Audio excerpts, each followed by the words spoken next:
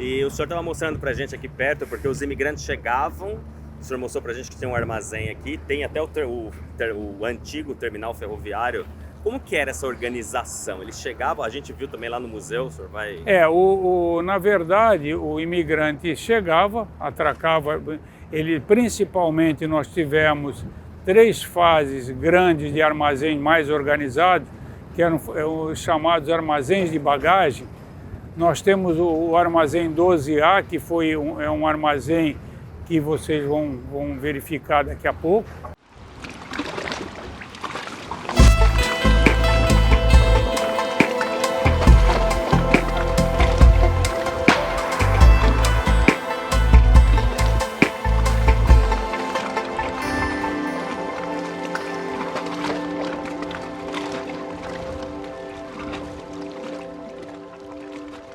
Olha só onde eu estou.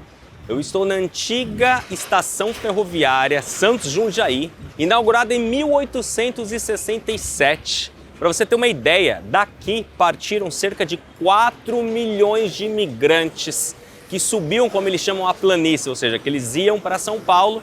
Então lembra do Museu da Imigração, do antigo Memorial do Imigrante que existe lá em São Paulo? Pois é, ele foi criado para comportar a quantidade, a leva de imigrantes que chegavam aqui em Santos e tinham que ser distribuídos, grande parte deles, como você sabe, nas lavouras de café ao longo do estado de São Paulo, então precisava de algum lugar para hospedar essas pessoas.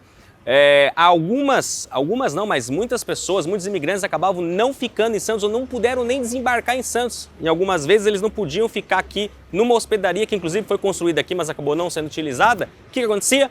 Chegava aqui, já subia e ia lá para a planície São Paulo. Então aqui, hoje, eles transformaram isso em uma parte histórica da cidade de Santos, né? O bondinho sai daqui, eles têm um passeio de bondinho, um bondinho histórico. E também funciona hoje a Secretaria de Turismo da cidade de Santos.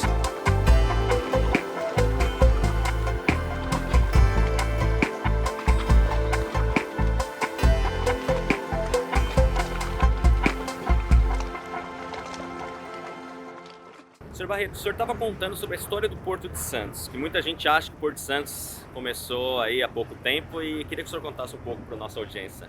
Olha, de uma forma bastante sintética, eu posso dizer que o Porto de Santos, o nascedouro dele é logo depois do descobrimento, porque após o descobrimento, o rei de Portugal pediu para que fosse feita uma vistoria na costa brasileira, porque havia indícios de que estavam pirateando, principalmente roubando pau-brasil, etc. E veio o Américo Vespúcio e veio ter aqui na nossa região, onde ele vislumbrou que o nosso estuário seria um grande local para movimentação de mercadoria ou para comércio marítimo, que naquela época era a forma que se procedia.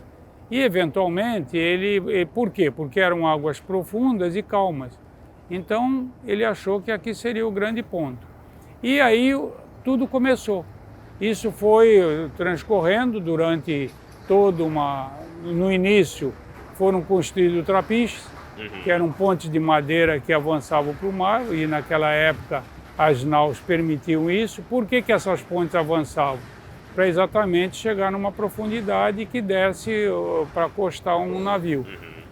E uma nau, né? Que isso acontecia aqui. Isso acontecia nessa região aqui onde nós estamos.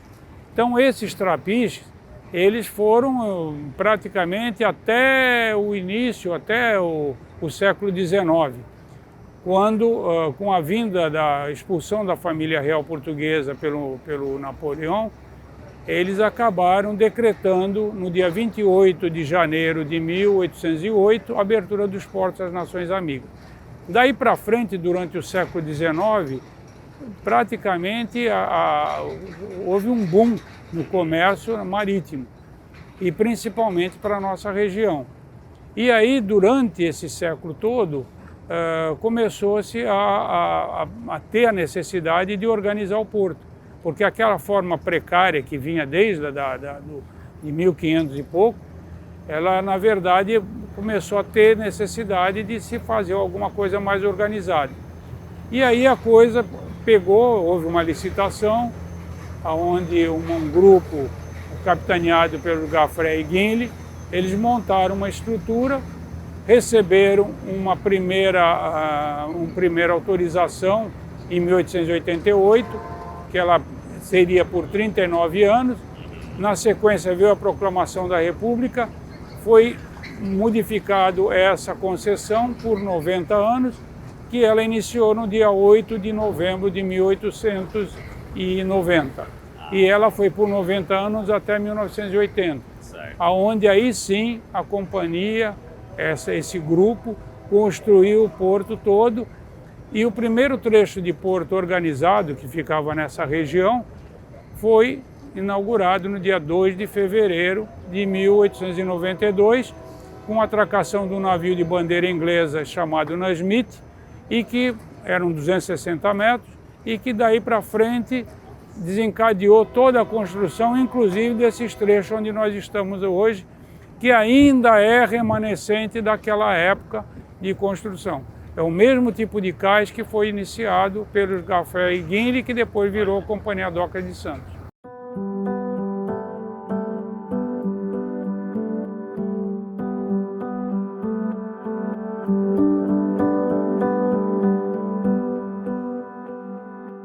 Então, essa sala aqui é exatamente onde tudo começou.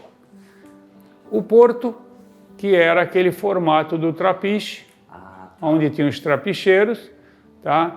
E as naus encostavam naquelas pontes. E essa região toda, ela era concentrada na cidade, tá?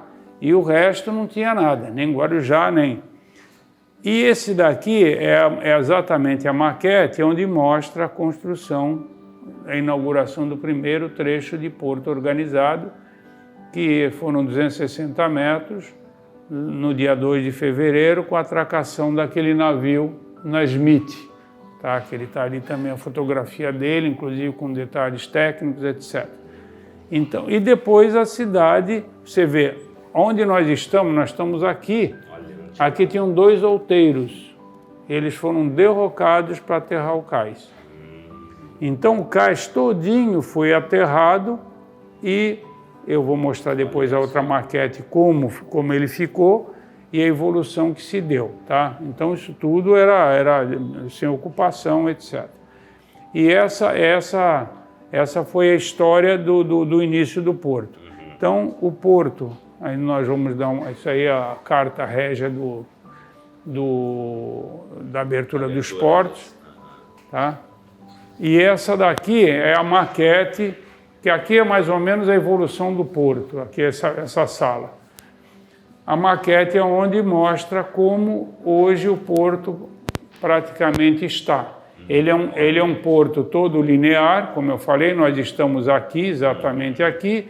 Aqueles outeiros, eles aterraram isso daqui e todo... Esse projeto aqui é interessante, é o seguinte, a Avenida Perimetral, que é um projeto meu da década de 70. Então, nós fizemos esse projeto, que era um divisor de águas entre o porto e a cidade. E ele foi construído praticamente todo. E exatamente essa linha do projeto da Perimetral é onde o espraiado da cidade batia. Se você andar pela Perimetral, você vai ver o porto cresceu para dentro d'água, aquilo que eu falei, ganhou mar. E todo ele, o espraiado todinho vinha aqui, exatamente nessa linha. Tá? Então, desde a entrada da cidade até... E o interessante é o seguinte, esse é um projeto amarelo, algumas coisas já estão construídas, como isso daqui já está pronto. O amarelo era um projeto, eram previsões futuras. E o interessante, esse projeto, é um projeto chamado Barnabé Bagres, ele, na verdade, é um projeto que ele, no formato, praticamente eu tenho a quantidade de berços de atracação. Berço de atracação é a ocupação para um navio atracar. Então, numa área muito menor, concentrada, por esse sistema de dársena, ele tem um formato de atracação que praticamente eu não digo que seja o mesmo número do cais linear, mas ele concentra numa área menor uma quantidade grande tá, que eu precisaria, se eu fizesse linear nisso daqui, eu não teria a mesma ocupação que eu tenho com essa, tá? Esse é um projeto futurista, tá? Mas os outros já estão praticamente prontos. Qual foi a importância do porto para os imigrantes que chegavam no Brasil? Olha, era uma força de trabalho, principalmente porque a imigração ela vinha com algumas especialidades. Obviamente não todos, porque muita gente vinha até fugido, principalmente em época de guerra, tal, vinham fugidos. E é até interessante porque esse pessoal, principalmente fugido, eles até mudavam de nome. Era um negócio muito... Por quê? Porque até existe uma dificuldade em você identificar determinadas famílias, porque eles mudavam totalmente o nome para não serem achados, não ser identificados. Exatamente. Mas essa força de trabalho, e também porque muita gente especializada vinha não só para agricultura, vinha para indústria, e esse pessoal realmente foi uma força de trabalho muito grande. Tanto é que algumas imigrações, como é o caso da italiana, por exemplo, se concentrou muito em São Paulo, o japonês na agricultura e assim por diante. O português na parte de comércio, principalmente de panificadora, de coisas do gênero. Então é um negócio muito interessante nesse aspecto. E o senhor estava mostrando para a gente aqui perto, porque os imigrantes chegavam, o senhor mostrou para a gente que tem um armazém aqui, tem até o antigo terminal ferroviário. Como que era essa organização? Eles chegavam, a gente viu também lá no museu, o senhor vai... Na verdade, o imigrante chegava, atracava, principalmente nós tivemos 3 fases grandes de armazém mais organizados, que eram os chamados armazéns de bagagem. Nós temos o armazém 12A, que é um armazém que vocês vão verificar daqui a pouco. E esse armazém, ele foi por muito tempo o armazém de referência da chegada da imigração. Depois eles chegavam e se espalhavam. Ou eles ficavam na própria cidade, ou eles iam de trem para São Paulo, para o Planalto, e se espalhavam no estado todo. Como também teve imigrações que se espalhou para o sul, mas era mais ou menos essa logística. E houve uma época onde havia uma incidência muito grande de problemas, inclusive de peste, e que até foi uma fase que o porto foi chamado de Porto Maldito, porque o imigrante chegava e ele automaticamente era embarcado de trem para ir embora, para não ficar aqui, para não contrair doenças ou não transmitir, porque muitas doenças vinham da Europa, mas esse era o formato. E nós tivemos até coincidentemente um armazém, um local que era exatamente o armazém da imigração, e que ele não chegou a nem ter sido utilizado por conta exatamente dessa fase de peste, de doenças, etc. Olha só! Tá vendo aquele número ali? 12A.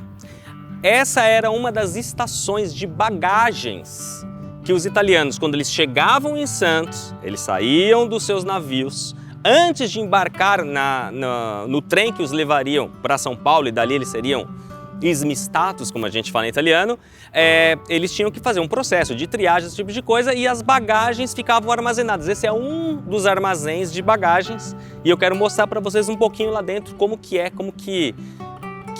a composição, como que era esse armazém de bagagens que faz parte da história, da nossa história, da história dos nossos antenados italianos. Então vamos lá. Esse é um dos bondes que a Prefeitura de Santos, né, utiliza atualmente. E olha que legal, aqui você já consegue ver um dos vagões, na verdade 3 vagões, olha lá, da antiga Estrada de Ferro Santos-Jundiaí. Então, uma coisa muito, muito legal e pra gente muito emocionante saber que os nossos antenatos, que talvez o seu, o meu, tenha subido essas escadas, tenha sentado numa daqueles bancos.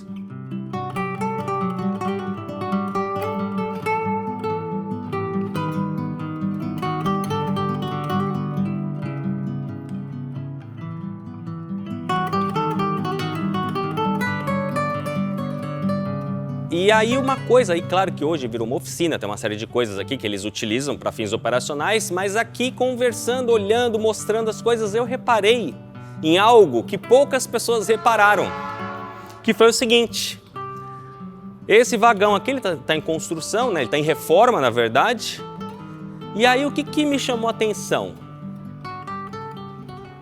Aquilo ali, está escrito em italiano, Fuori Servizio. Quando nós chegamos no museu, conversando com as pessoas, né, enfim, vários lugares aqui, eles sempre falam da grande imigração. Então não eram só italianos. Então eles sempre falaram só, olha, teve italianos, mas assim, também tiveram os espanhóis, tiveram portugueses, etc. E aí a gente quer saber da parte dos italianos. Não que os outros não eram importantes, mas é o que nos move, é o que você que está assistindo tem em comum comigo. E aí eles falando, não, a imigração tiveram várias pessoas. Mas não está escrito em espanhol, não está escrito em japonês, está escrito em italiano. Isso daqui para mim é uma grande demonstração da quantidade de italianos que passaram por aqui, a ponto deles terem que colocar um sinal em italiano para os italianos entenderem que esse daqui não ia partir, esse daqui estava fora de serviço. Então, tipo, esse daqui não dá, então vai para aquele ou vai para os outros. Então é emocionante, é sensacional.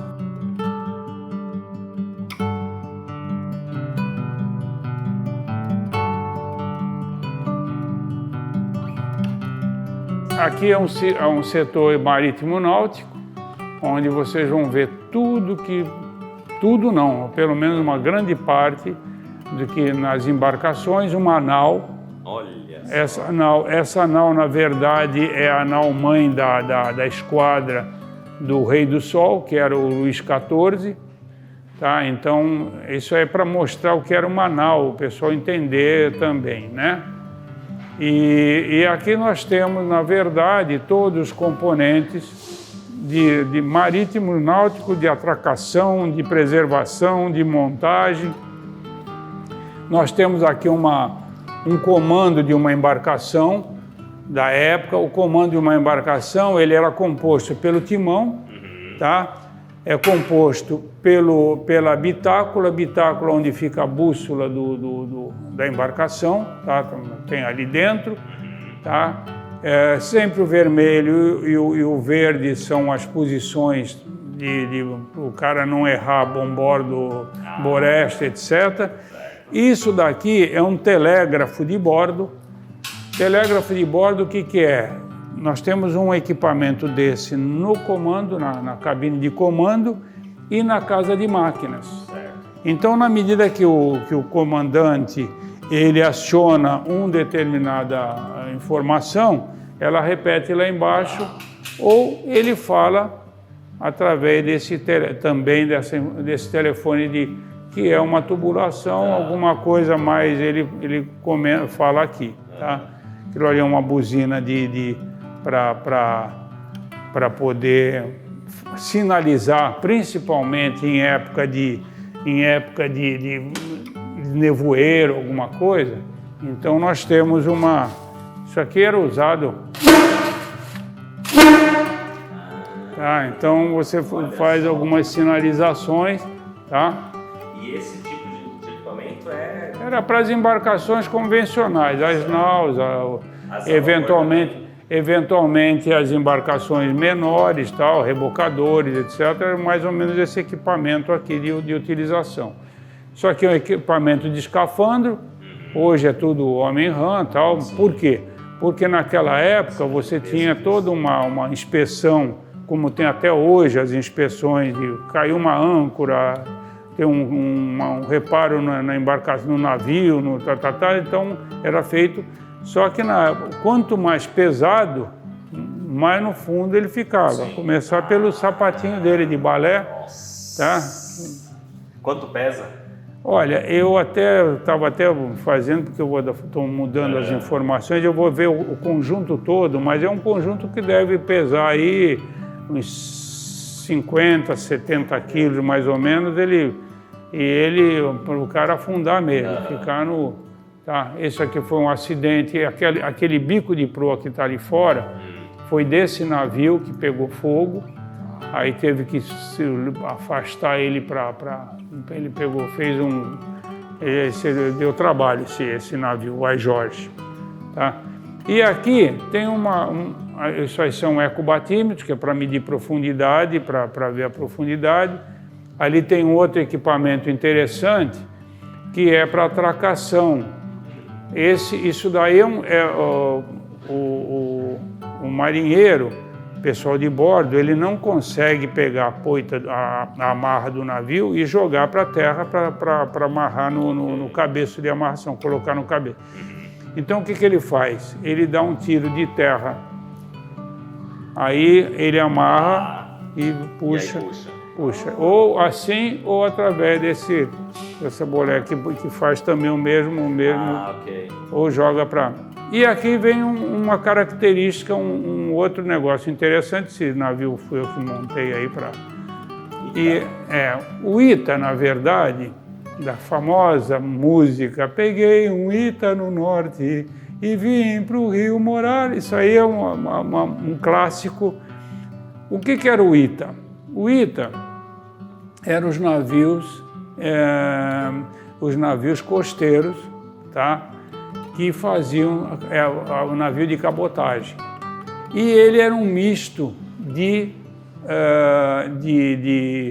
carga e passageiro.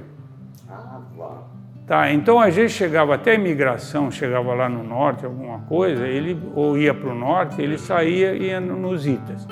E o Ita em Guarani é pedra, né? E a primeira empresa que criou isso, a Companhia Nacional, ela montou, todos os navios dela eram Ita, Itajubá, Itaboraí, bom. Tá. Aí o Lloyd brasileiro, em homenagem a isso daí, ele acabou também batizando uma série de navios, acho que eram 15 ou 16, com Ita. Então ficou também... O Ita na verdade, e isso é um tipo do navio de cabotagem, isso aqui chama-se pau de carga.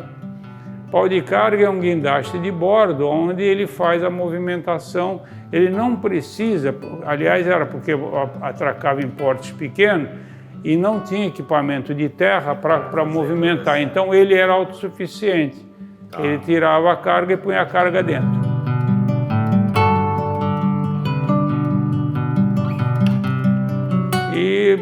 E aqui tem também um negócio curioso que a identificação, além do crachá, naquela época, cada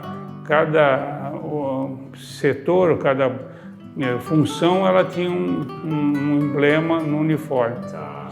Tá? Então tem vários emblemas, aí desde a guarda até...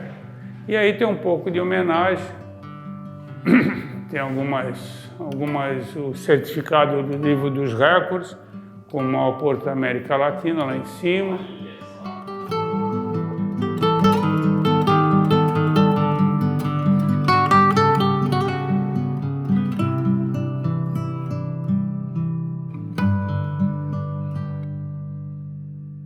Como que as pessoas fazem para conhecer o museu? Esse museu maravilhoso que a gente teve o prazer de conhecer e que é um patrimônio de Santos, um patrimônio do Brasil. Esse, na verdade, o museu é uma riqueza, mas essa qualidade toda a gente conseguiu levar os casarões da nossa, que foram as primeiras moradias dos engenheiros do porto, levar exatamente essa modelagem, essa preservação. E hoje nós temos um museu, que é lá na Rodrigues Alves, não tem número, fica em frente ao número 85, e que, na verdade, a gente tem a visitação. Hoje nós estamos, inclusive, renovando uma série de coisas, mas hoje está funcionando de segunda a sexta-feira, no horário comercial. Certo. Mas a entrada é gratuita, tá? E nós temos a maior satisfação em poder contar um pouco dessa história lá dentro, em peças vivas. Muito bom. Ó, nós vamos deixar na descrição do vídeo todas as informações do museu. Olha, eu acho um absurdo, sinceramente, que é gratuito, porque a qualidade das coisas que tem ali são impressionantes. Então você não tem desculpa quando você vier para Santos, passar no museu. Se você gosta de arquitetura, se você gosta de engenharia, se você gosta de arte, tem tudo, tem um pouco de cada coisa. E é muito interessante bom, você vai ver aí. E fundamentalmente da história, né? É da história, se você gosta da história, se você gosta... se você quer entender um pouco mais como as coisas funcionavam e o reflexo que elas têm no dia de hoje, link na descrição, você vai entender tudo. E é isso, eu queria agradecer muito, Sr. Ayrton, pela cortesia, pela paixão que o senhor tem, que nos recebeu aqui. Muito obrigado mesmo. Eu que agradeço. E aí, o que você achou? Curtiu o nosso documentário sobre o Porto de Santos? Sobre a entrada, o local de entrada dos nossos antenados italianos? Eu espero que sim. Eu quero agradecer mais uma vez a todo mundo que ajudou a gente a fazer o nosso Italiadoc, do Porto de Santos. Foi impressionante estar neste local, no local onde os nossos antenatos italianos chegaram, onde os nossos antecausa, onde começou o processo, a caminhada deles no Brasil, né? Muitos deles, não todos, mas a grande maioria dos italianos que chegaram no Brasil desembarcaram no Porto de Santos. Então, se você gostou deste vídeo, se você gostou desse Italiadoc, por favor, compartilhe nas suas redes sociais, compartilhe com as pessoas, dê o joinha se você não deu ainda e se inscreva aqui no nosso canal. É muito importante, nós fizemos com carinho para você e espero de verdade que você tenha curtido muito e a gente se vê no próximo Italiadoc. Um grande abraço e arrivederci!